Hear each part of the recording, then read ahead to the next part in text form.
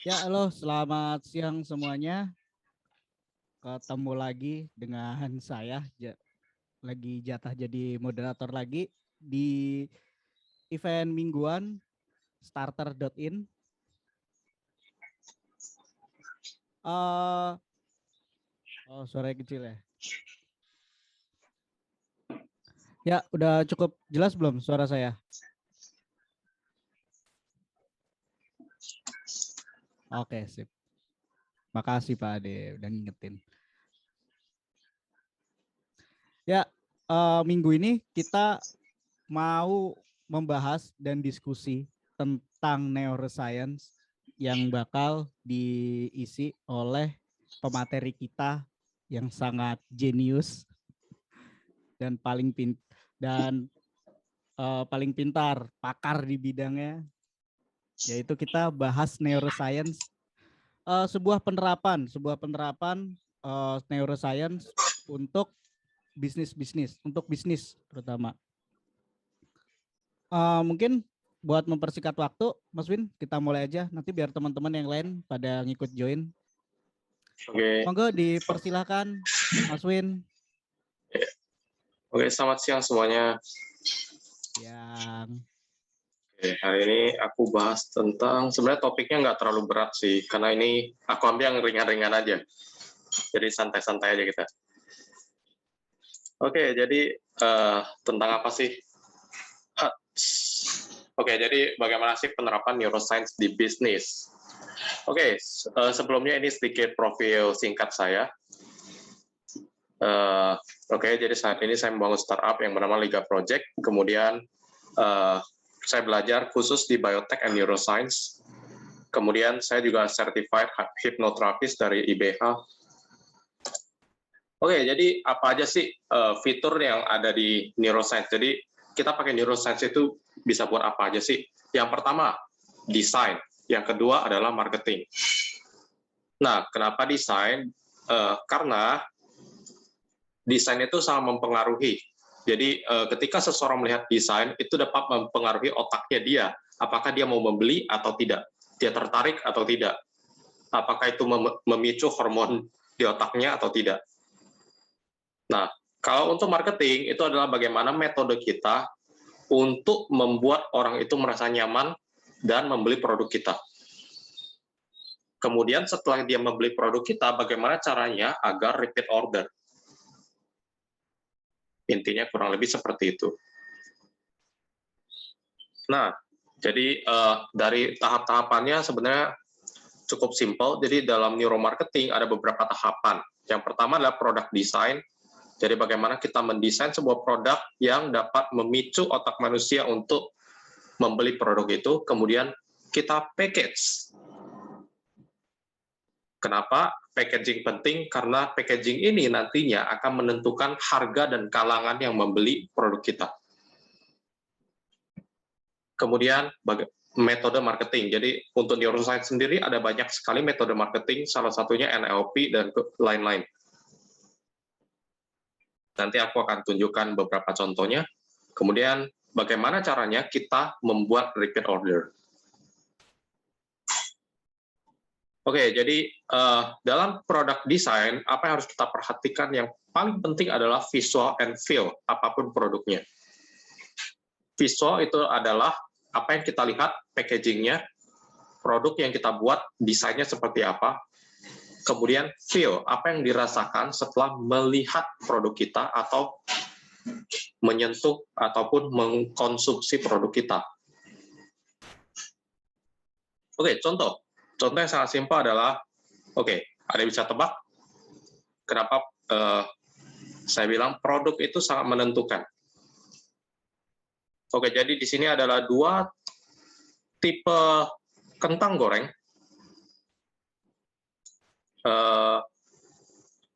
Coba ditebak harga yang di samping kiri itu berapa, harga yang di samping kanan yang hanya 5 buah kentang itu harganya berapa?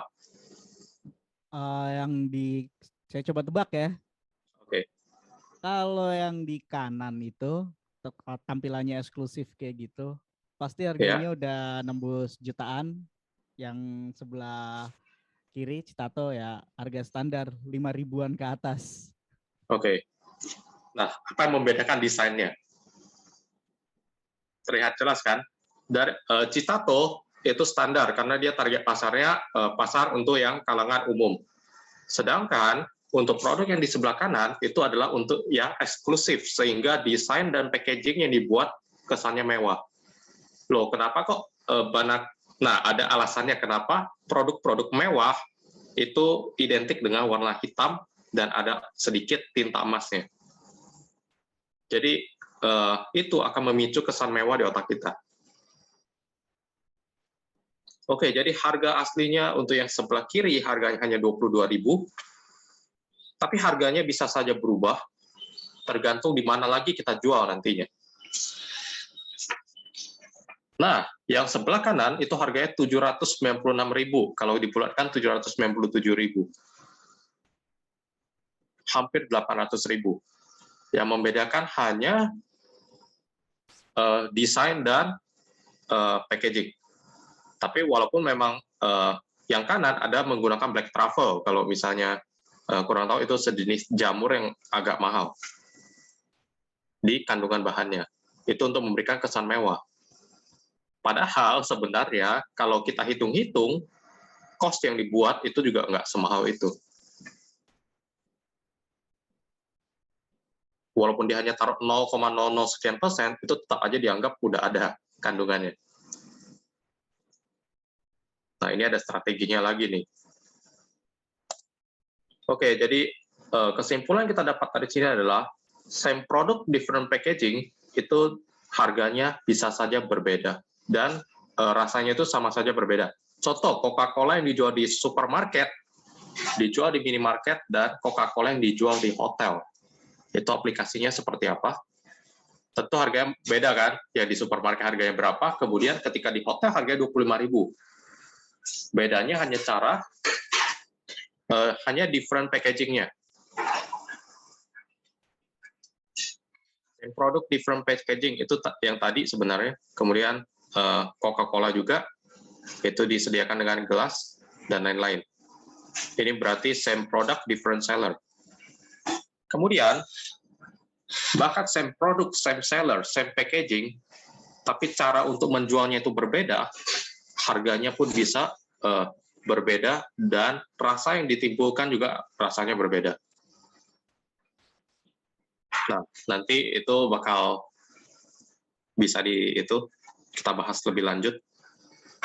Maksudnya seperti apa? Oke, jadi apa sih contoh dari neuromarketing in real life? Ya sebenarnya secara nggak langsung itu bisa terjadi. Jadi neuromarketing itu adalah metode kita menjual dengan memanfaatkan berbagai macam indera, tidak hanya satu. Oke, kenapa tidak hanya satu? Karena indera manusia itu ada 5 panca indera, penglihat, pendengar, perasa, dan lain-lain. Oke, penciuman. Nah, jadi salah satu contoh yang paling sering dipakai adalah sense of smell atau penciuman. Karena ini yang paling mudah untuk menggoda. Jadi orang mencium bau itu apalagi ketika perut sedang lapar, nah dia akan memancing hormon di tubuhnya sehingga perutnya akan bunyi. Biasanya kalau habis lapar tiba-tiba cium bau tukang sate lewat, itu pasti perutnya bunyi kan. Nah, itu karena hal tersebut. Jadi asap ngebul tukang sate yang menggunakan sense of smell, kemudian Starbucks menggunakan bau khas kopinya, kemudian bakery shop dengan parfum rotinya. Itulah kenapa ada beberapa produk yang dibuat parfum yang baunya itu seperti itu. Nah, kemudian IKEA. Sebenarnya IKEA ini menarik karena dia memainkan hampir semua feel yang Anda miliki. Contoh, ketika kamu masuk ke IKEA, apa yang terjadi? Jalannya itu berlorong-lorong kan? Kiri kanan itu kayak lihat ruangan, terus dibawa ke peruangan-peruangan. Nah, itu dia memainkan sense of feel dari kita sendiri sebenarnya. Kemudian naik ke atas, kemudian setelah masuk, di tengah-tengahnya ada yang jual makanan biasanya. di situ buat beristirahat. Kemudian jalan lagi, nah di situ baru peralatan-peralatan lagi. Baru kasir. Umumnya biasanya orang yang sudah terlanjur masuk, minimal ada beli 1 atau 2 produk. Nah, kira-kira mungkin nggak sih kalau produk digital dibikin seperti itu? Ya mungkin banget. Itulah kenapa kita menggunakan landing page. Jadi landing page itu sebenarnya sangat mempengaruhi juga kalau untuk marketing ya. Jadi sebenarnya untuk pembuatan landing page juga nggak bisa asal bikin.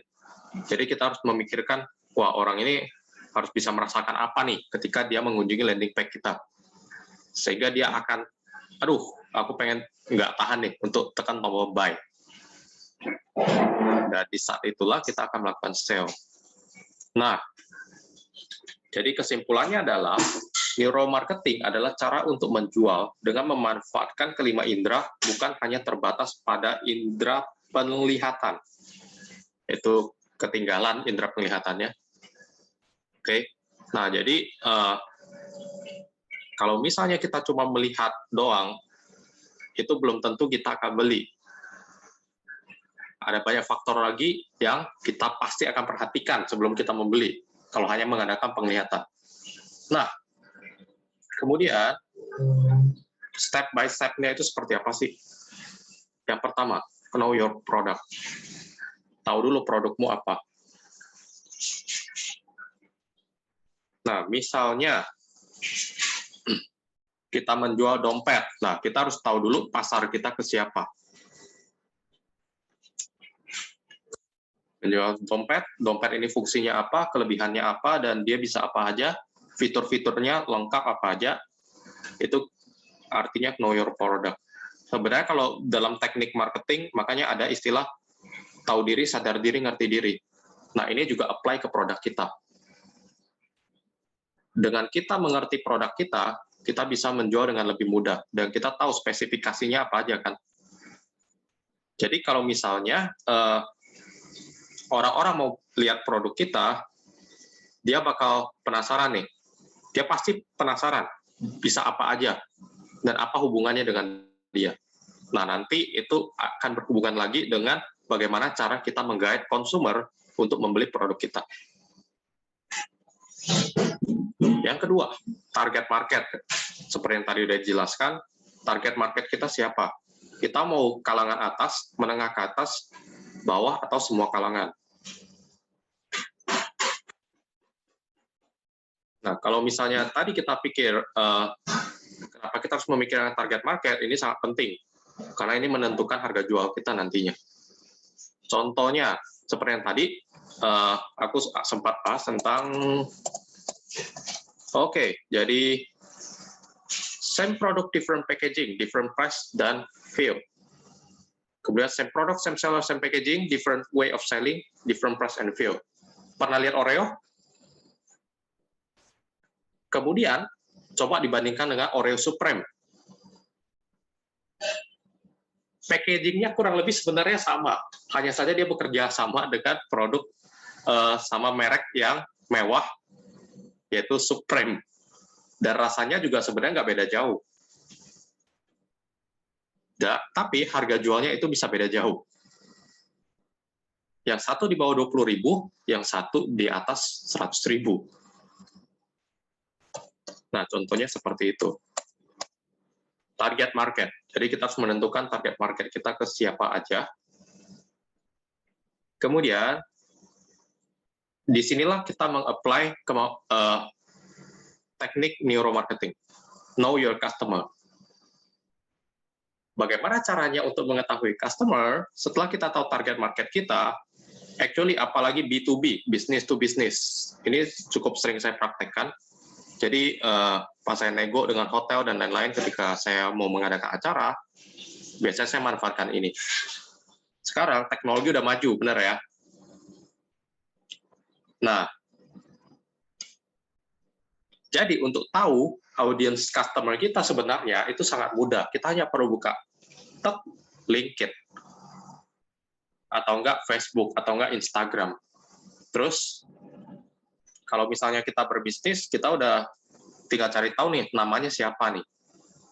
Tinggal ketik search, kita bisa dengan mudah untuk tahu orang ini sukanya apa, dia butuhnya apa, dan dia kesehariannya ngapain aja. Itu kelihatan banget. Dari 3 informasi aja, kita itu udah bisa mancing-mancing dia. Contoh, dia adalah pebisnis, tapi dia nggak punya rumah. Karena dia suka, berkeluyuran.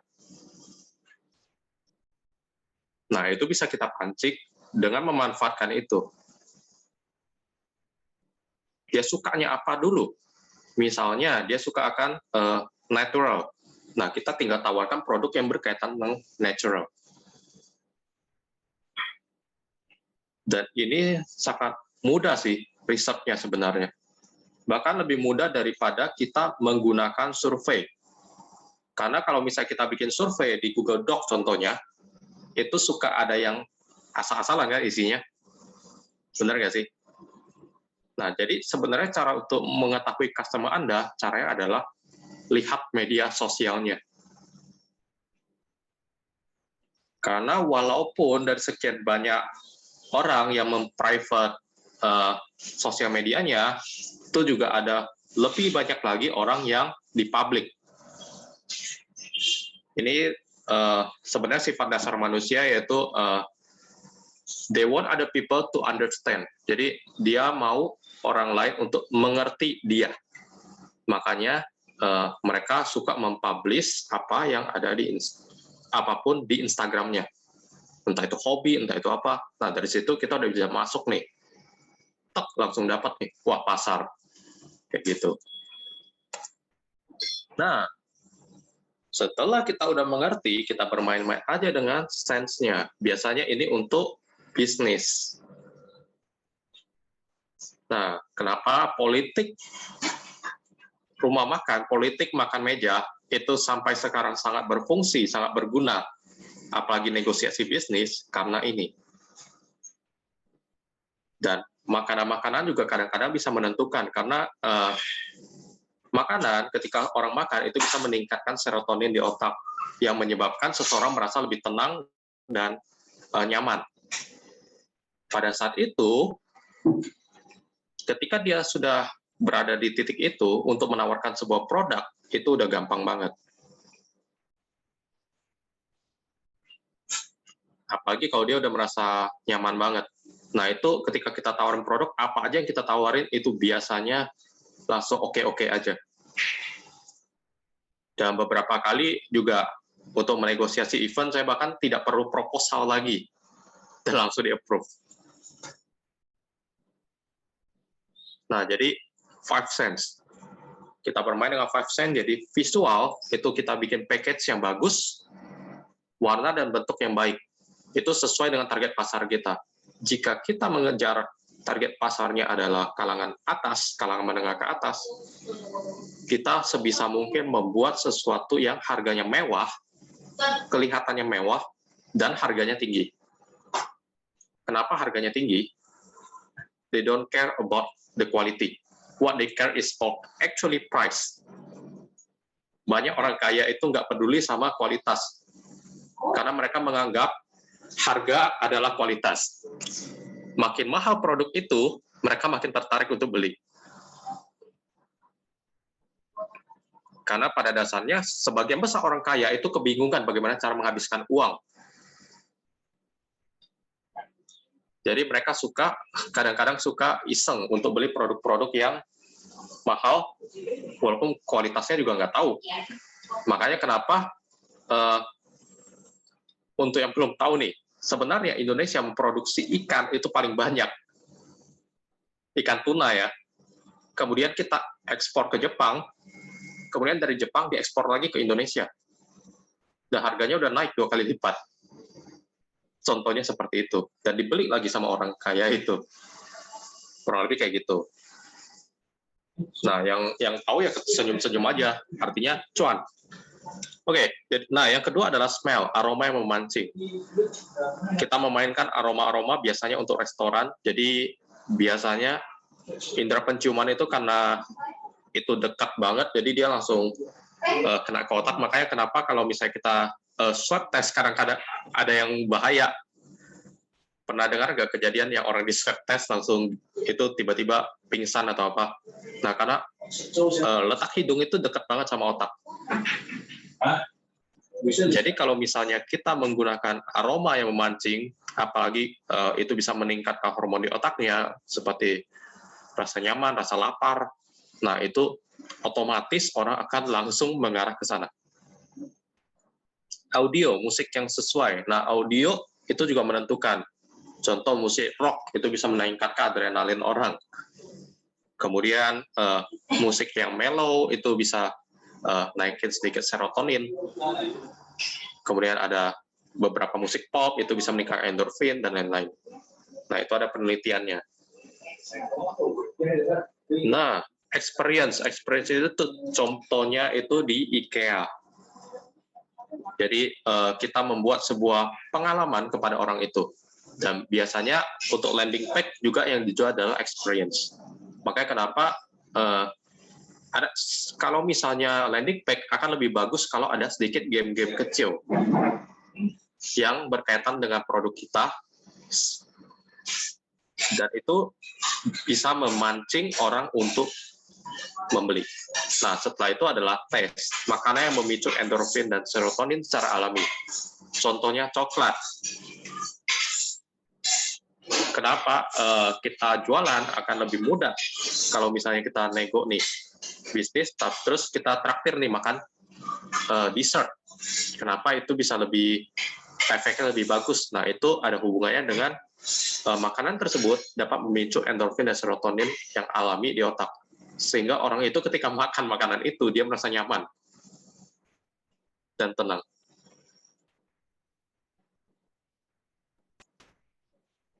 Nah, kurang lebih sampai di sini sih. Apakah ada pertanyaan? Ayo, silahkan yang mau bertanya. Forum Q&A udah dibuka nih. Tes, ada suara gua nggak? Ada. Nah, jadi Silakan, gini, Mas. Bang Win. Gua panggil Bang Win aja ya. Oke, bisa. Kan gua awalnya sebenarnya nggak tahu apa itu neuroscience kan.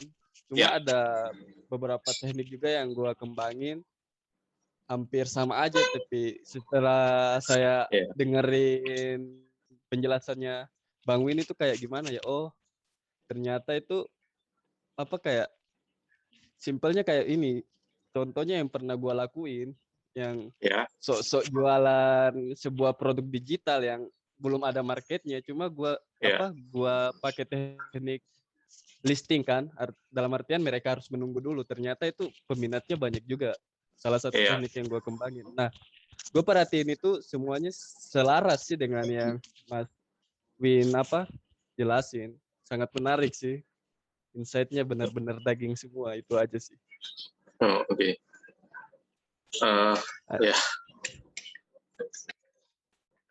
Hadi Pradana ya tadi? Oh ya, Hadi Pradana, oke. Ya, jadi sebenarnya tekniknya itu membuat listing terus untuk produk yang nggak ada marketnya, itu bagus sih sebenarnya. Nah, kalau kita bicara tentang memang sebenarnya banyak yang secara tidak sengaja sudah melakukan itu memang. Contohnya yang tukang sate itu, mereka mana pernah belajar tentang neuroscience. Tapi yang mereka lakukan secara tidak langsung, mereka sudah melakukan neuromarketing karena mereka memainkan indera penciuman dari orang itu. Makanya neuromarketing itu luas, tidak hanya sebatas contohnya kalau misalnya yang paling sering dan paling populer di Indonesia adalah NLP.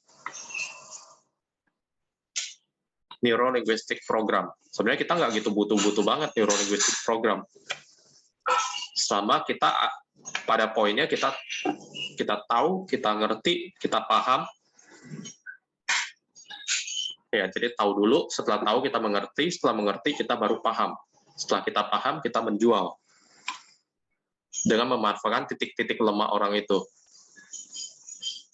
Kayak gitu sih. Oke, siap Mas Win. Oh, ini ada yang request pertanyaan, Mbak Vanessa. Oke. Silakan Vanessa.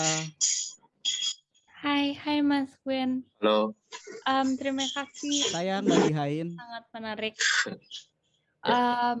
Kebetulan saya very intrigued ya. Saya interested banget sama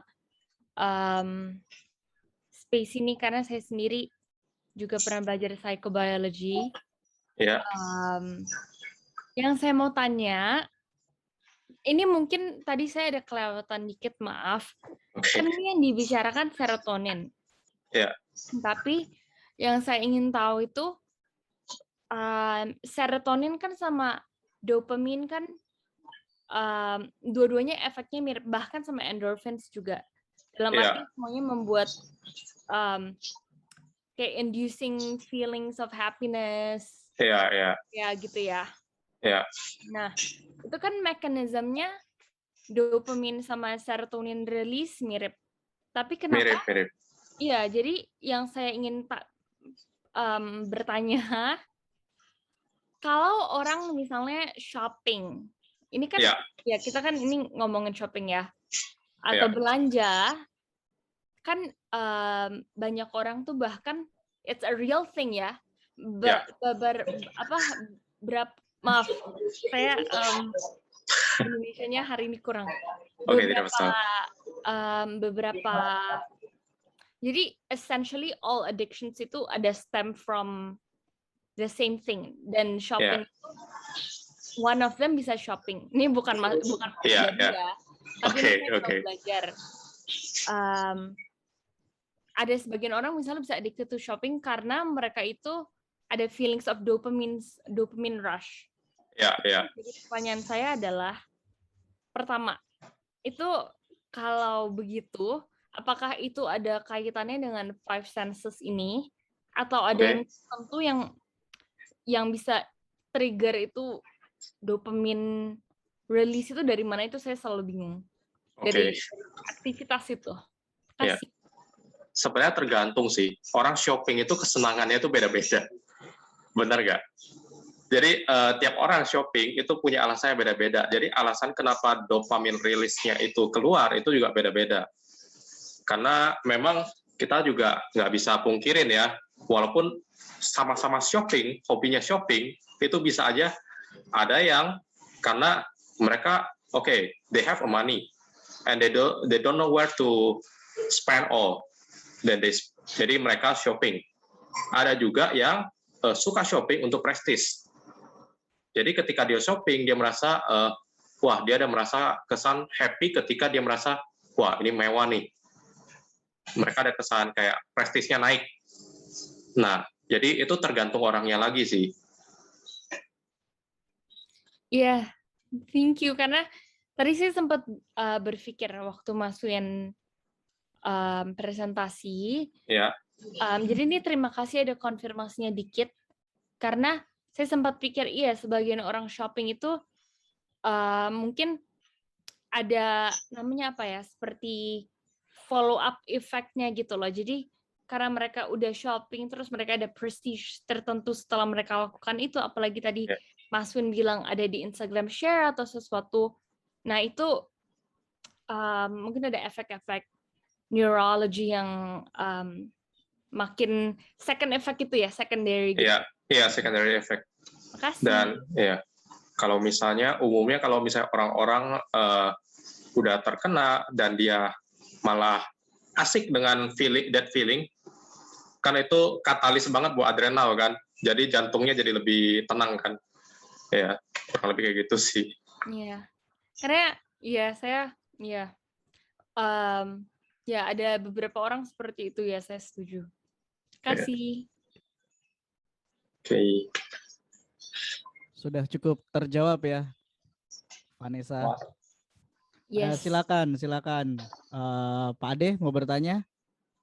Iya, Pak. Bagus nih bahasannya nih.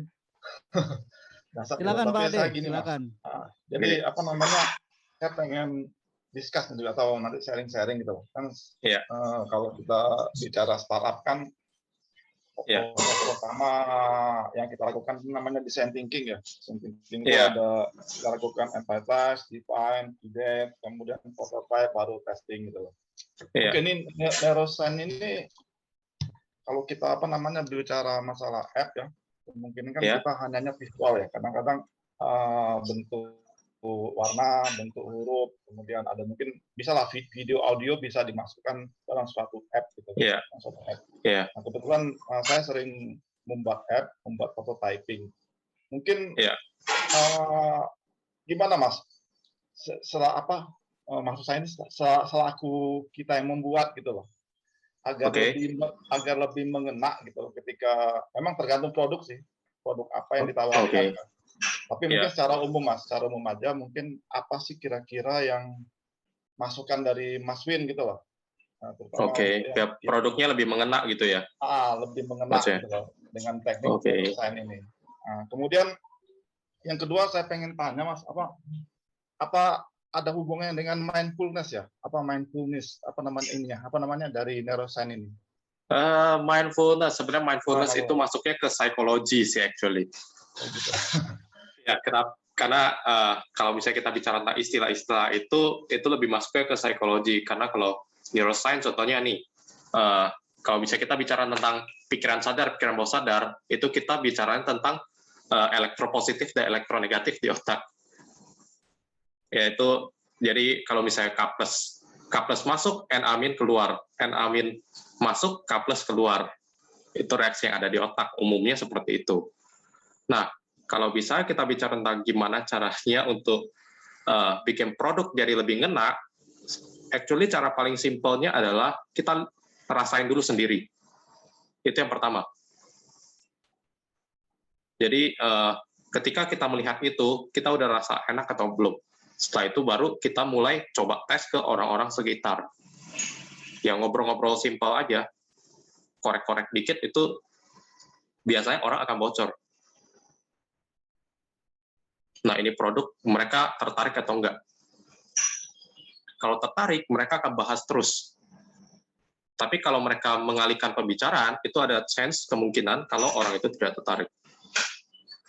Dan biasanya masalah-masalah, misalnya design thinking, produk-produk yang masalah-masalah yang ada di sini, itu nggak jauh-jauh dari kita juga sebenarnya. Kita bisa lihat asal jalan aja, kita juga bisa nemu, wah ini ada masalah, solvingnya gimana. Kan tinggal sesuai nggak sama bidang kita atau enggak. Makanya kita pentingin di tahu, ngerti, paham produk kita. Dengan begitu kita bisa bikin produk itu lebih ngena.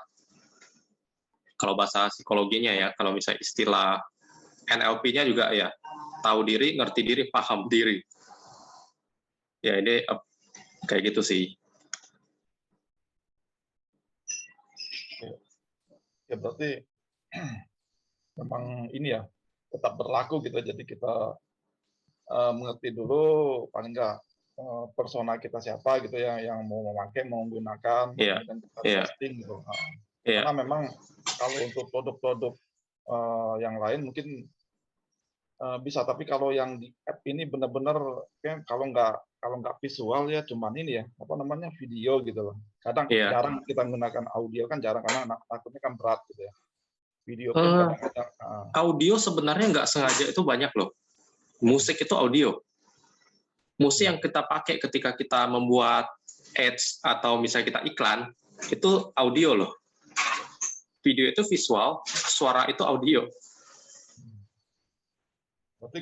Berarti penting juga ya kalau kita sertakan, karena tadi kan bukan hanya satu ini ya indera yang kita pakai. Jadi kalau kita mau membangun suatu mungkin web atau aplikasi, penting juga tuh Mas, berarti ya. Apalagi di dalam landing page gitu. Iya. Nah, jadi kalau menurut saya sih, saya masih mempertanyakan gitu, apa kita harus semuanya digunakan atau gimana ya kalau untuk di produk-produk yang digital? Nggak harus semuanya, salah satu aja. Yang penting ada satu visual, ada satu yang mewakili, itu juga udah bisa. Entah itu penciuman, pendengaran, ya biasanya pendengaran sama experience sih kalau untuk digital ya. Digital biasa audio sama experience. Oke. Ada contoh nggak Mas kira-kira? Atau mungkin yang lagi dilakukan ini sebenarnya bikin app-nya seperti apa Mas? Oke, aku coba ini ya. Bentar, gimana caranya stop share? Aduh, aku sudah pakai. Bukan. Nah, oh ya, new share. Oke, jadi aku bakal. Oke, jadi aku lagi urus di sini. Sebentar. Mana pindah ini ya? Oke, di sini ada aplikasi. Oke, ini.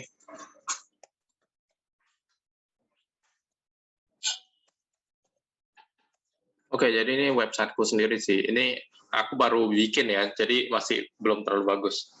Ini contoh-contoh singkatnya sih.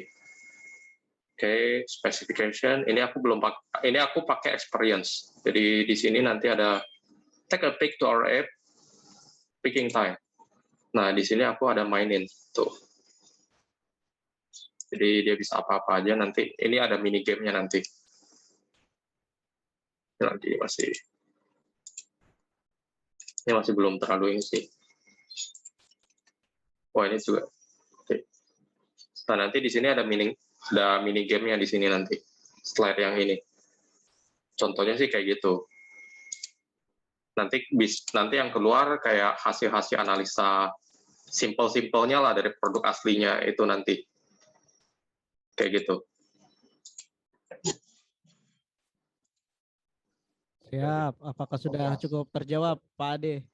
Oke. Ini ada pertanyaan dari Mas Edward nih. Oke. Mas Edward bisa open mic aja. Kan lebih enak tuh kalau tanya langsung. Oke, siap Mas. Thank you. Oke, Oke, dipersilakan Mas. siang Mas. Ya, siap. Ya, thank you, materinya keren banget.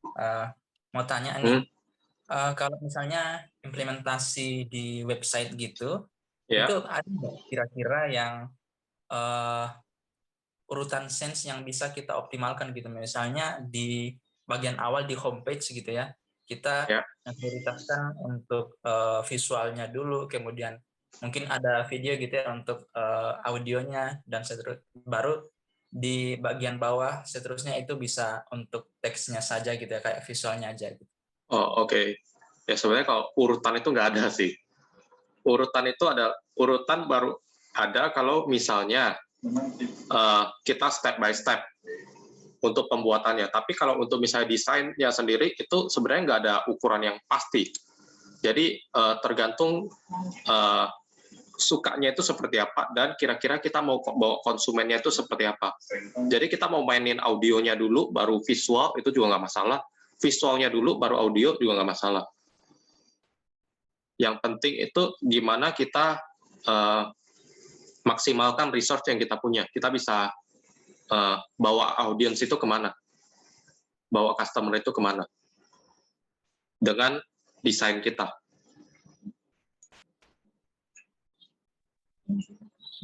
Berarti kayak gitu sih.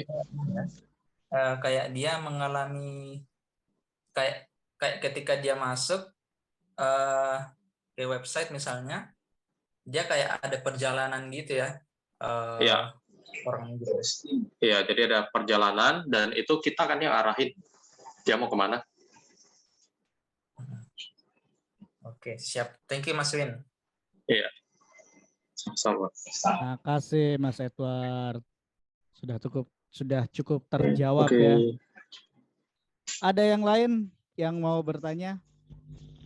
Masih dibuka nih forumnya nih. Boleh nanya lagi nggak? Boleh. Langganan kamu Hari. Ya boleh kok, boleh. Nanya lagi nggak? Silakan Hari. Walah, oke. Kirain masih bisa.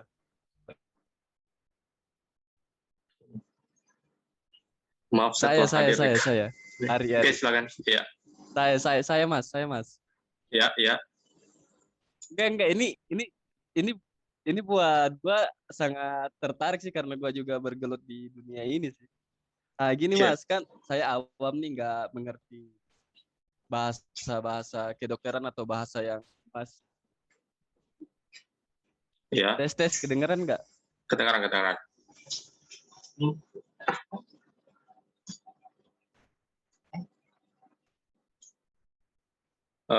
Tidak, nggak ada suara lagi sekarang.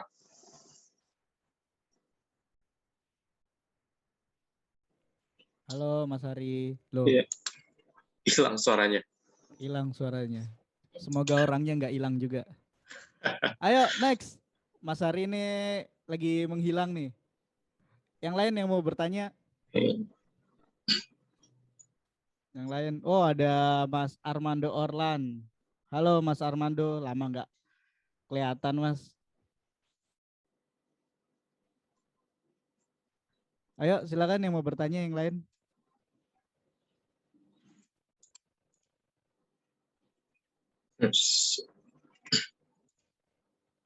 Nggak ada ya? Kayaknya udah. Mas hilang. Saya aja deh yang bertanya Mas. Tes. Oh ada, iya, ada. masuk. Oh ya, monggo Mas Rian. Dipersilakan Mas. Ya sorry tadi keputus-putus sebenarnya dengarnya. Jadi saya pernah dengar juga ini serupa ya, apa namanya, webinar serupa tentang neuroselling. Terus di waktu itu tuh yang dibahas tuh ini otak reptil. Aku tuh nggak ini sih nggak sampai sekarang tuh nggak paham gitu. Nah, apa mereka itu waktu itu ngomongin otak reptil? Nah, bisa bantu nggak? Apa sih otak reptil? Aku sederhanakan aja ya. Ya. Jadi otak reptil itu, yang mereka maksud otak reptil itu mostly sebenarnya adalah talamus di bagian otak. Benar kan? Dia pernah sebut talamus kan? Kata talamus kan? Atau enggak hipotalamus? Pasti pernah kan? Ketika bahas tentang itu. Nah, jadi sederhananya hipotalamus atau talamus. Oh, oke. Hipotalamus dan talamus ya, dua bagian otak ini. Nah, sebenarnya simpelnya begini. Dua bagian otak ini adalah bagian otak yang mengatur tentang perasaan seseorang. Feelingnya seseorang. Makanya disebut otak reptil karena kita bisa senang, bisa sedih, bisa takut. Itu karena ada itu. Jadi kita lebih simpelnya kita sederhanakan aja otak yang ngatur bagian yang ngatur tentang perasaan. Jadi hati aja lah kita anggap sebagai hati. Kalau bisa lebih gampang mengertinya. Iya. Kan orang lebih ngerti hatinya seperti ini, seperti itu kan. Ya, jadi cara kerjanya ya sebenarnya di situ. Jadi bagian situ yang mengatur tentang orang itu bisa senang, bisa sedih, bisa marah, bisa takut. Nah, takutnya itu sendiri ada pengaturannya lagi di dalam bagian otaknya. Jadi lebih simpelnya itu adalah bagian otak yang mengatur tentang perasaan. Jadi kita mainkan di sana, membuat orang itu merasa nyaman. Ya, kurang lebih sama sih. Cuma itu bahasanya agak terlalu ilmiah aja. Jadi kadang-kadang agak susah dijelaskan kalau misalnya orang umum mungkin akan lebih susah nangkepnya. Oke, ngerti. Siap. Okay, thank you. Sudah cukup terjawab ya tentang otak reptil. Saya juga baru dengar itu otak reptil. Saya kira otak reptil tuh otak penyu, cicak, iguana begitu. Oke, mantap. Hai. Oh ya, silakan. Ya, silakan. Ini aku nggak tahu ya, teman-teman tertarik atau enggak. Tapi sebenarnya saya ini mau kasih lihat landing page saya baru jadi. Boleh nggak minta pendapat? Karena ini ada hubungan sama hypothalamus. Terus ya sama yang tadi dibicarakan. Jadi saya juga kaget juga ada kemiripan. Boleh nggak kira-kira saya share? Boleh. Boleh ya. Ya, tapi karena ini belum official, nanti saya pengen kasih linknya kalau sudah jadi. Jadi tadi saya international market tapi juga Indonesia. Yeah. Tapi saya tuh pengen grow brand awareness dulu globally baru. Saya pikir pertama memang saya memulai di sini, tapi saya mikir brandingnya, karena saya lihat ada yang bikin lumayan mirip di sini. Saya juga baru competitive research, baru kaget ada yang mirip. Jadi saya mikir, oke, kenapa nggak saya di ranah yang beda, lalu saya bikin global to grow the brand, baru saya nanti baru masuk inwards. Nah, jadi karena saya mikir, sebenarnya itu lebih universal ya, bahasanya seperti astronot, atau kan kalau wanita misalnya kuda putih ya, maksudnya pangeran. Kalau gingerbread itu karena saya rencananya deket-deket ke Desember gitu launchingnya. Jadi ada legenda yang cerita anak kecil tentang gingerbread itu kabur. Jadi intinya itu seperti saya membawa penonton dari dia baca buku misalnya, lalu pertanyaan pertama kan, kamu rasakan apa waktu kamu masih kecil? Waktu kamu masih kecil baca buku. Terus pertanyaan terakhir, kamu masih ngerasa sama nggak di hidup kamu sekarang gitu loh. Terus saya akhirnya bilang masih ada power dalam membaca dan buku. Tapi itu apakah menurut teman-teman gimana? Boleh masukin, boleh ada masukan apapun, saya pengen banget soalnya saya memang belum launch karena saya ngerasa masih kurang. Ya, sebenarnya tadi landing page-nya kalau aku lihat ya, untuk desain konsep sebenarnya udah cukup bagus untuk konsep ya. Tapi untuk secara kayak misalnya tulisan sama warna itu nggak sinkron. Oke. Sorry agak terlalu warnanya strike ya. Ya warnanya. Okay. Ini agak terlalu to the point, sorry. Jadi tulisan agak kurang sinkron antara tulisan sama warna. Kayak biru ketemu biru. Ya, tadi ada kan yang astronot itu kan langitnya agak hitam kan, tapi ketemu biru kan. Gelap ketemu gelap lah istilahnya. Oh iya.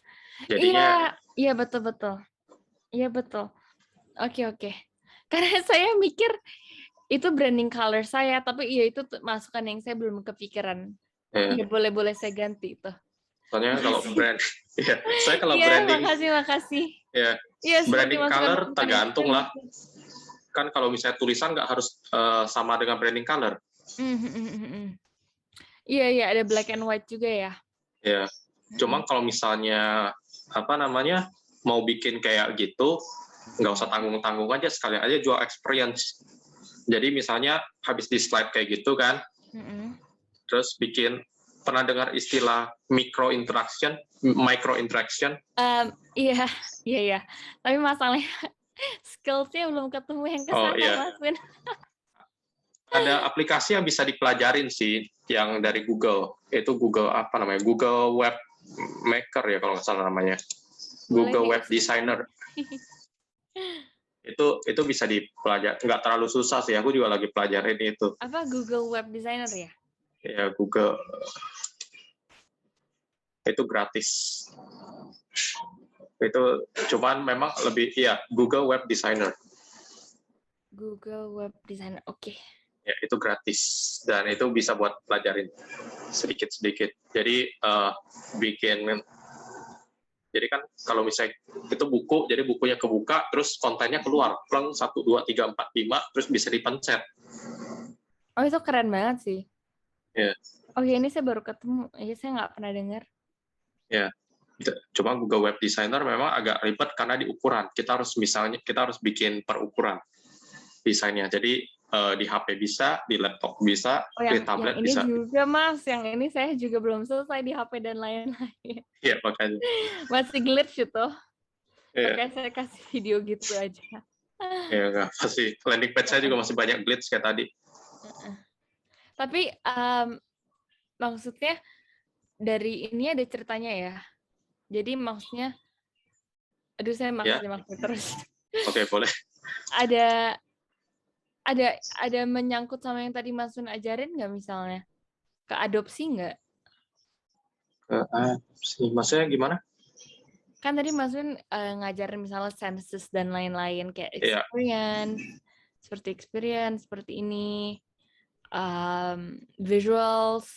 itu ada masuk atau masih harus banyak work in progress nih? Itu sebenarnya udah masuk ke experience sih. Visual experience ya, cuman ya kayak tadi kayak gambar bukunya juga masih kurang ini kan. Animasi bukunya, terus warnanya juga belum terlalu sinkron. Ya, saya bahkan masih belum taruh logo di buku sih. Walaupun udah ada logonya, itu belum saya vektorin. Belum selesai semua. Oke. Kasih. Yes, sama-sama. Cukup mencerahkan ya Mbak Vanessa. Oh, sudah yang cukup mencerahkan ya. Saya mikir dulu. Ada rekomendasi buku neuroscience untuk ada pertanyaan dari Hepradana ya. Oke, silakan. Ada rekomendasi buku neuroscience untuk orang awam kah?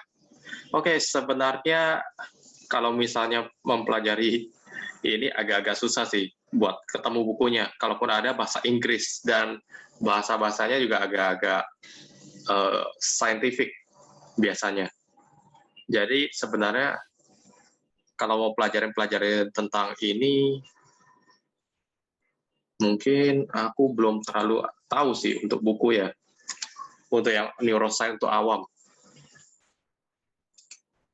Soalnya sebagian besar buku yang aku udah baca dan lain-lain yang aku temukan itu mayoritas agak ribet penjelasannya. Jadi ada jelasin tentang struktur otak lah, inilah, itulah, dibahas dari segi kedokteran lah, psikologi lah. Soalnya kan kita yang belajar neuroscience sendiri juga, kita belajar sampai kedokterannya, neurofarmakologi, itu kita bisa bikin obat dan lain-lain.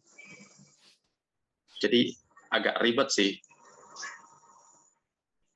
Nah, mungkin kalau misalnya sedikit-sedikit yang nyinggung tentang neuroscience, bisa pelajari tentang NLP. NLP itu bisa dipakai untuk dipelajari atau buku-buku tentang psikologi. Itu biasanya lebih gampang sih bahasa-bahasanya juga. Kayak psikologi terapan dan lain-lain. Kalau untuk yang exactly untuk tentang neuroscience, untuk orang awam, mungkin agak susah sih. Karena di Indonesia juga baru satu kampus kan yang ada jurusan ini, dan kalau misalnya untuk yang lain kayak UI itu harus ambil kedokteran dulu baru bisa dapat neuroscience.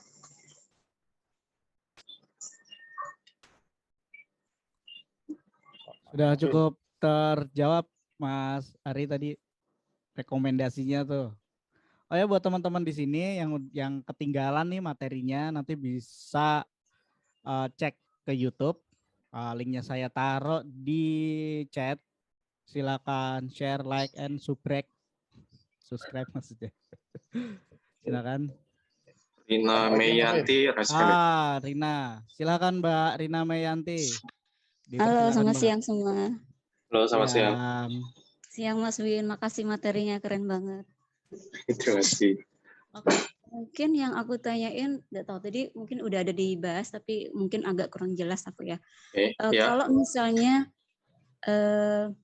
bisa nggak kayak neuroscience diterapin ke kayak presentasi pitch deck gitu, kayak misalnya apa yang harus kita kayak highlight gitu loh di pitch deck, misalnya kayak colornya itu harus sesuai dengan logo kita, maksudnya kayak warna yang kita pakai di produk kita, di startup kita, atau kita kayak tadi kan kalau mau apply neuroscience kan kita harus lihat target nih. Nah, kalau kita presentasi pitch deck, apa juga kita harus lihat kayak visi misalnya. Kayak visinya kalau misalnya satu sih bisa ya kita kayak lihat-lihat gitu. Tapi kalau misalnya kita ke forum gitu, itu kalau misalnya kita presentasi yang harus kita highlight di pitch deck kita itu apa gitu, yang maksudnya yang lebih bisa menarik gitu loh, gitu aja sih. Terima kasih. Jujur aja sih, kalau aku sebenarnya aku punya 2 atau 3, tergantung mau presentasinya ke siapa. Jadi Jadi kayak di tailor gitu ya, presentasinya kayak tailor made gitu ya. Iya, soalnya kalau misalnya kita presentasi untuk umumnya kita penjelasan tentang masalah dan bagaimana cara kita mengatasinya. Ya kan? Jadi itu yang di-highlight. Nah, biasanya kalau ke investor yang mengincar cuan, itu yang kita highlight itu apa yang didapatkan dari perusahaan kalau dia invest ke kita. Jadi lebih ke kontennya ya Mas Win. Maksud aku kayak misalnya kan kayak visualnya atau kayak how we talk or how we speak, how we present itu kayak itu apa juga? Ya itu pengaruh sih, itu pengaruh. Iya. Tapi intinya orang suka sesuatu yang lebih simpel. Jadi makin sedikit tulisan tapi udah bisa menjelaskan semua, itu makin menarik biasanya. Oh, oke. Yeah. Jadi konten kita termasuk yang maksudnya konten kita kalau bisa nggak terlalu banyak tulisan kayak gitu-gitu ya. Iya, jadi langsung to the point aja. Kita butuh apa, kita punya masalah apa, kita selesaikannya gimana. Ya langsung to the point aja. Iya, kayak kadang kalau bikin presentasi itu kayak pingin kayak ngasih tahu semua gitu loh. Kayak jadi di pitch deck-nya tuh kayak banyak tulisan gitu. Kalau misalnya kayak dikurangin sedikit tuh kayak nanti ngerti nggak ya kayak gitu loh rasanya. Selama ada ilustrasi dan kita udah punya poin-poin pentingnya itu kita kasih, itu biasanya udah ngerti sih. Makanya aku biasa kalau bikin presentasi itu nggak sampai 20 slide, paling banyak juga 15 slide. Biasanya kayak gitu. Jadi makin sedikit, makin simpel, karena fokus orang juga hanya bisa bertahan dalam waktu 10-15 menit kurang lebih kan. Oke. Biasanya. Iya. Sip. Makasih. Ya, sama-sama. Masih ada yang mau bertanya? Ayo, silakan. Masih dibuka waktunya. Boleh, Mas. Oke, Pak Ade, silakan. Sepi banget pertanyaannya. Gini, mau tanya saya. Kalau yang ini kan teman saya juga ada sih yang ikut NLP dia. Ternyata dia bisa hipnoterapi gitu loh. Nah, itu tuh gimana Mas? Apa namanya antara hipnoterapi yang biasa sama NLP itu bedanya di mana gitu Mas? Kemudian tadi mungkin menyambung dari Mbak Rina tadi, mungkin maksudnya gini Mas, kita mempengaruhi gitu loh. Jadi di pitch deck kita itu bagaimana sih tipsnya gitu loh, mempengaruhi misalnya kalau kita ke investor, pitch deck untuk investor, kita bisa apa namanya mengarahkan gitu loh, bisa mempengaruhi dengan teknik NLP gitu loh maksudnya, atau teknik tadi neuroscience itu. Ya itu Mas Win. Kalau bedanya NLP sama hipnoterapi itu jelas beda. Kalau NLP kita nggak sampai bikin orang terhipnotis. Jadi NLP kan dia ada mirroring dan kawan-kawannya lah istilahnya. Jadi lebih ke, jadi NLP pada dasarnya itu lebih ke ilmu persuasi. Sedangkan kalau hipnoterapi itu lebih ke sugesti. Sugesti itu kayak misalnya, dan hipnoterapi itu biasa dipakai ya untuk terapi, bukan untuk jualan. Jadi bisa orang ada fobia ketinggian, nah itu kita pakai hipnoterapi. Nah, untuk misalnya kalau misalnya dibikin di pitch deck, kalau aku jujur aja nih, biar untuk menarik investor sebenarnya tergantung si investornya mau apa yang dia mau dari itu. Tapi intinya paling jelas adalah kita condongkan itu ke berapa besar peluang kita untuk cuan. Karena itu yang paling penting bagi investor sebenarnya. Dan impact yang bisa kita bawa. Karena dikit lah investor yang mau untuk invest kalau mereka invest untuk habis uang. Jadi yang perlu kita highlight umumnya adalah seberapa besar dia akan cuan. Jadi penerapannya itu lebih ke kita memahami nih, dia mau invest ke kita itu untuk apa. Memahami dulu venturanya itu kayak apa. Karena sekarang nggak gitu susah kok untuk lihat background-nya itu. Dan background orang yang yang nantinya kita ajak ketemu untuk bahas. Soalnya kayak Pak Mike aja itu kalau misalnya kita gali-gali cari LinkedIn-nya juga ketemu. Aduh, jadi gosipin Pak Mike nih, nggak hadir orangnya. Sudah cukup terjawab ya Pak Ade? Jadi memang hipnoterapi sama NLP itu beda berarti Mas ya? nggak bisa nggak bisa disamakan. Kalau dari apa namanya peringkat sendiri berarti yang tertinggi NLP ya atau gimana? Sebenarnya nggak ada yang tertinggi sih. Bahkan sebenarnya NLP itu adalah teknik menjual itu di bawah neuroscience, neuromarketing maksudnya. Jadi percabangan dari neuromarketing itu sendiri. Okay. Jadi dan hipnoterapi itu ilmu tersendiri. Dia masuknya sebenarnya ke psikologi. Masalahnya teman saya kemarin dia dapat sertifikasi NLP, tapi dia melakukan juga hipnoterapi gitu. Tapi hipnoterapinya beda, beda. Gimana, sugesti atau gimana gitu. Iya, beda. Sertifikasinya juga beda. Oke, Mas Win. Ya. Makasih Pak Ade. Nih ada yang resen. Pramusinto Nugroho. Iya, Mas Dewa. Halo Mas Dewa, dipersilakan Mas. Oke, thank you Mas buat kesempatannya. Mas Win ini Mas, aku mau nanya terkait dengan yang Mbak siapa tadi Angel atau Vanessa tadi ya. Nah, terkait dengan color palette sih.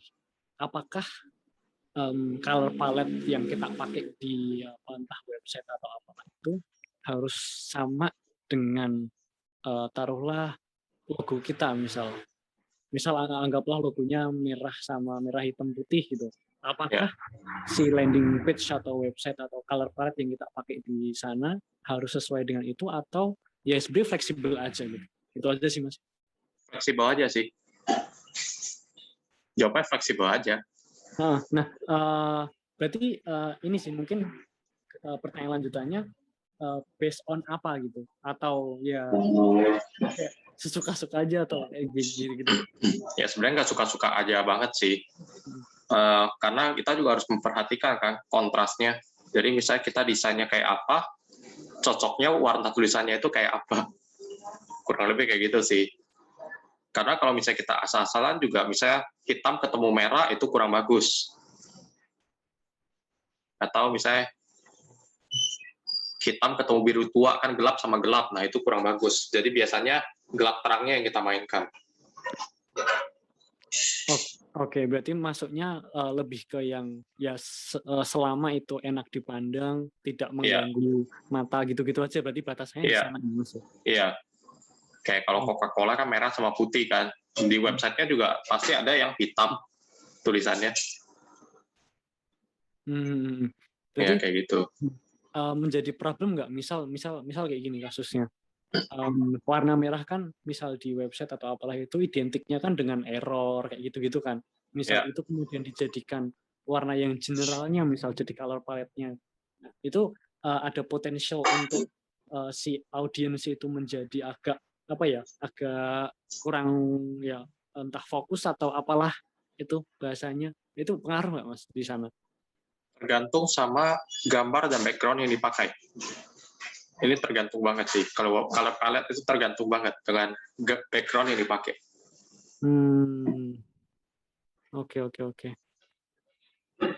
Oke, ya udah mungkin itu aja sih Mas. Makasih. Udah cukup terjawab Mas Dewa. Iya, udah Mas, sudah. Sip, mantap. Nanya lagi nggak? Biasanya nanya lagi. Nanti lagi, saya mikir dulu. Siap. Ayo yang lain yang mau bertanya. Mas Atar mungkin.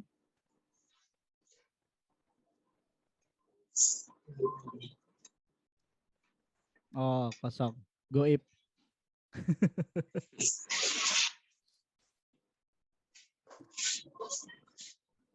Saya aja deh yang bertanya, Mas. Mas Win. Iya. Gini, Mas. Karena kita masih bahas neuroscience itu. Ya. Saya mau lebih tanya ke arah warna aja sih mungkin. Oke. Warna. Nah, ada nggak sih, Mas, kayak apa? Beberapa warna yang bisa dicontohin yang menyimbolkan menyimbolkan makna tertentu, atau kayak makna kenyamanan, makna safe, terus warna-warna yang bikin lapar segala macam. Oke. Gitu Mas. Ini sedikit dong. riset singkat sih yang pernah aku lakuin ya. Aku share screen aja deh. Oke. Nah, jadi ini. Dari riset putih. Jadi aku pakai 7 warna dasar ya. Magiku Hibiniu. Merah, jingga, kuning, ya, biru, nila, ungu, hitam. Nah, ini saya pakai 5 warna dasar. Biasanya kalau misalnya biasanya akan lebih berpengaruh lagi kalau ada gambarnya. Jadi gambar itu juga bisa mengubah mood lagi. Tapi kalau hanya berdasarkan warna, kurang lebih kayak gini.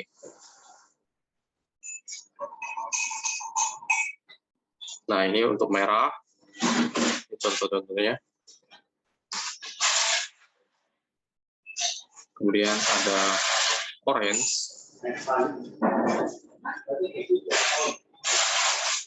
Kemudian kuning. Jadi setiap warna itu ada beda-beda juga. Nah, kayak ini hijau. Saya hijau lebih banyak lagi. Ada 1 slide lagi. Ini belum aku mix. Oke, ini blue. Ini brown. Ini ungu. Hitam.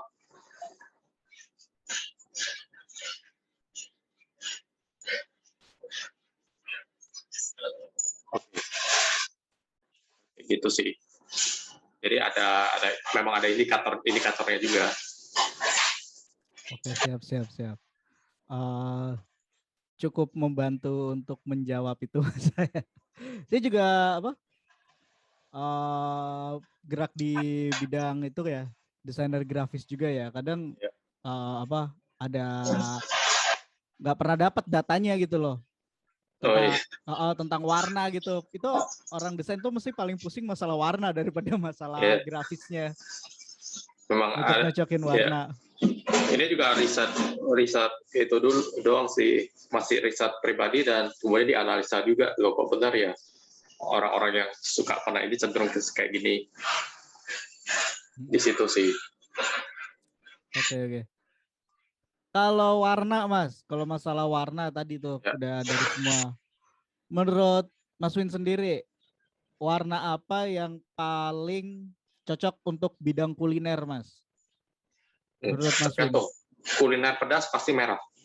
Kuliner pedas pasti merah. Atau kuning, itu udah pasti. KFC bukannya merah. Bukannya merah kuning ya? Merah kuning kan? Merah kuning dia. Ya, mostly merah sih.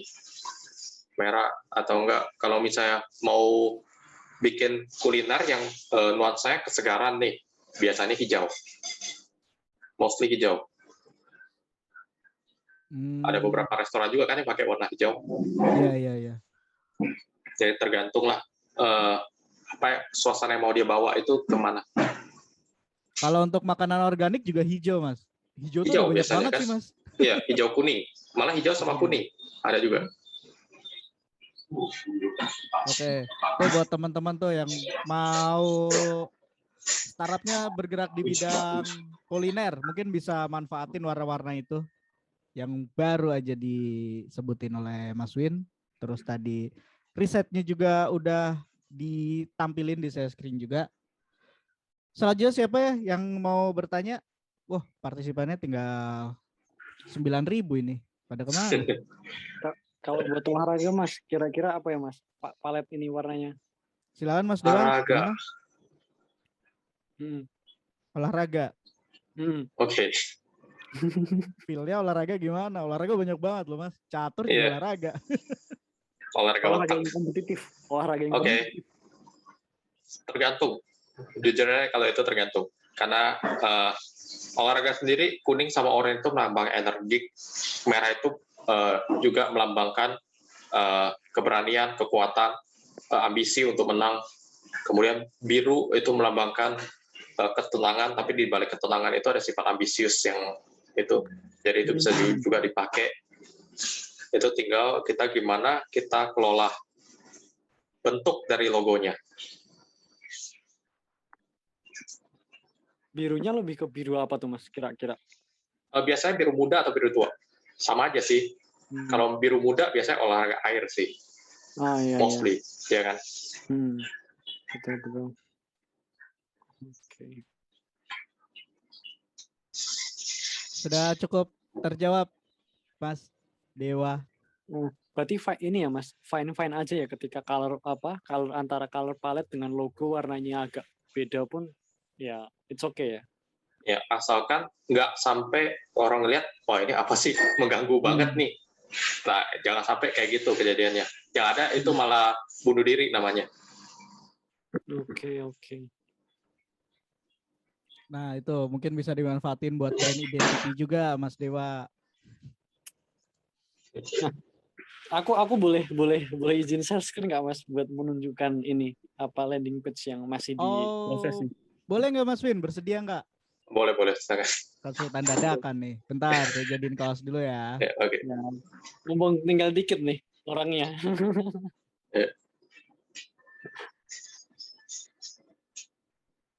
Oke. Ini cara lewat HP gimana ya? Bentar ya Mas. Silakan Mas. Udah saya jadikan co-host. Screen. Nah, udah muncul belum Mas? Oke. Nah, ini kan kasusnya logonya kan merah ya, merah sama hitam putih. Nah, kemudian di ininya kan kita pakai biru tua gitu. Oke. Ini ya. Nah, ini kan tadi yang merah yang tadi sempat aku mention itu Mas. Sempat dapat masukan kalau merah itu untuk error, harga atau semacamnya kayak gitu. Iya. Ya udah sih Mas, baru itu aja sih baruan. Oh, oke. Sebenarnya itu udah bagus sih sebenarnya sudah.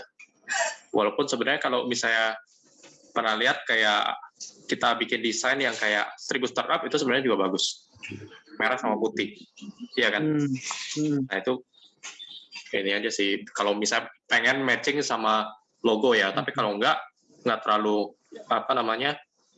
itu juga udah bagus. Sebenarnya kalau dari aku pribadi sih sebenarnya prefer ke sana kan, cuman dari UI UX designernya nyaranin buat itu karena misal taruhlah pakai merah putih ya, putih, kemudian yang di harga atau error kayak gitu terus pakainya warna apa Mas? Kalau misalnya merah harga ya udah ujung-ujungnya putih juga. Makanya kenapa di sisi lain dia ambil warna biru itu karena biru itu lebih meyakinkan biasanya. Jadi orang biasanya kalau misalnya untuk produk-produk yang kayak yang butuh bikin orangnya yakin dulu baru beli, mostly dia ada birunya. Karena biru itu bikin rasa agak sedikit yakin gitu. Oke. Sangat menjawab Mas Bundi. Oke, ada yang bertanya lagi? Gak usah ditanya.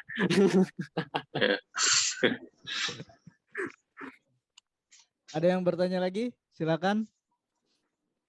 Boleh Pak Fajri mungkin? Oh, Mbak Rina. Silakan Mbak Rina. Sorry, seru nih soalnya. Boleh. Oke. Ini Mas Win, kalau misalnya kita sebentar.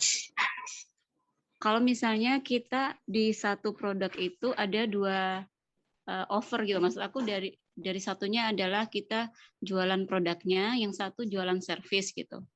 Nah, apakah kita harus menggunakan warna yang sama di 2 produk itu, atau kita kayak gini, karena service misalnya kalau service kita mau kayak yang calm gitu misalnya. Kalau produk misalnya kita mau yang cerah biar menarik gitu. Apa itu bisa atau harus similar gitu dua-duanya gitu, karena kan itu dalam satu misalnya punya kita Coconeri gitu ya, punya aku.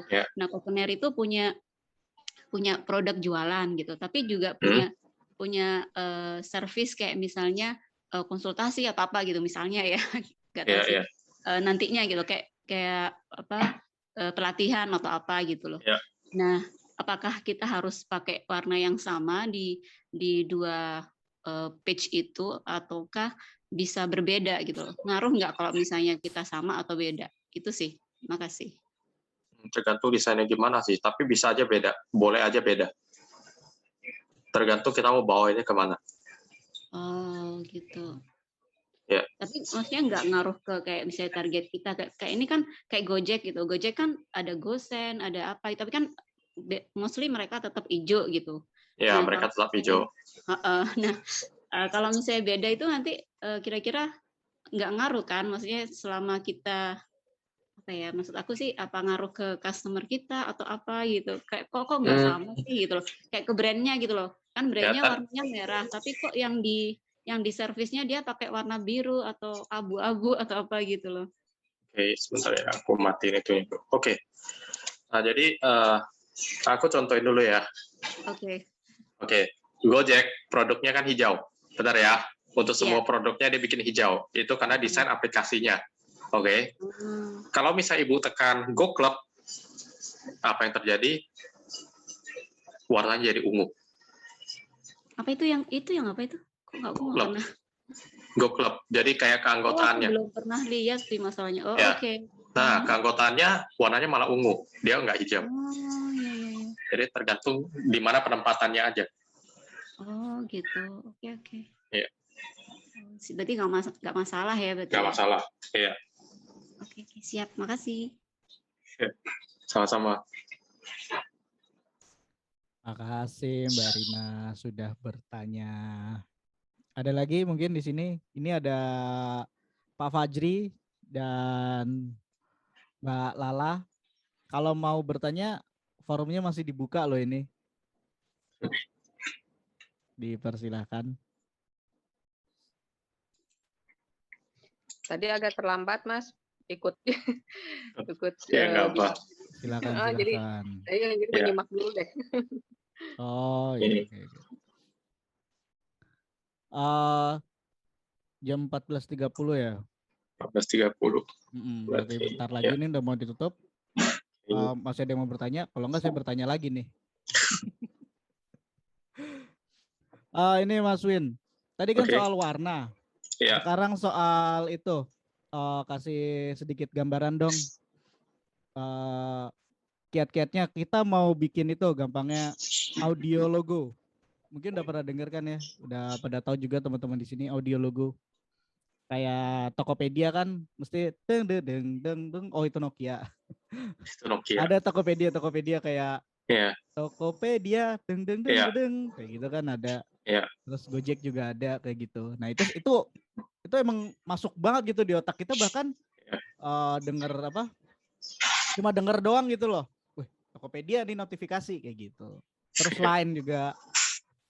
Kasih dikit Mas, itu gimana sih bisa buat nentuin kayak gitu? Ya, lebih ke hard sih. Tone kan. Wow, kalau tone itu memang agak-agak gimana ya? Tokopedia dia bisa dapetin audio logonya itu sampai kayak gitu itu karena dia sering iklan dan selalu Tokopedia. Jadi begitu udah lama di otak manusia, di otak. Jadi begitu terdengar suara itu yang kepikirannya Tokopedia. Jadi ini masalah iklannya sih. Kalau misalnya kita kuat mainnya kayak di situ ya kita bisa. Misalnya kita mau bikin audio logo kayak gimana, nah kita tinggal sering-seringin aja bikin orang dengar. Pasti dalam waktu 2-3 bulan, orang udah terngiang-ngiang nih. Kalau ada suara ini, pasti itu. Jadi ini kayak jadi kayak sugesti sih. Ini lebih masuk ke sugesti, berarti NLP. Ya, persuasi sugesti. Ya. Oh, berarti lebih ke itu dulu ya, Pak. Brand awareness langsung bisa masuk ke suges gitu, orang jadi ke suges gitu. Iya. Kan kebohongan yang berulang-ulang jadi kebenaran kan? Pernah dengar istilah itu kan? Mantap. Nah, pernah. Ya, kurang lebih kayak gitu sih teorinya. Mitos yang diulang-ulang lama-kelamaan dianggap menjadi fakta. Iya. Ada lagi dari sini? Nggak ada. Kalau nggak ada, terima kasih banyak Mas Win udah mau ngisi. Kayaknya forum kita akhiri sampai di sini, Mas. Siap. Jangan terima kasih kapok-kapok semuanya. Mas, jangan kapok-kapok buat jadi tamu lagi, jadi narasumber lagi di siap. di starter.in. Oke, siap. Makasih semuanya, forum saya akhiri. Makasih Mbak Rina, Mas Win, Pak Ade, Mas Fajri, Mbak Lala, Mas Dewa, Mas Hari, dan Henny. Sehat selalu semuanya. Terima kasih semuanya. Makasih. Thank you Mas Pundi, Mas Win.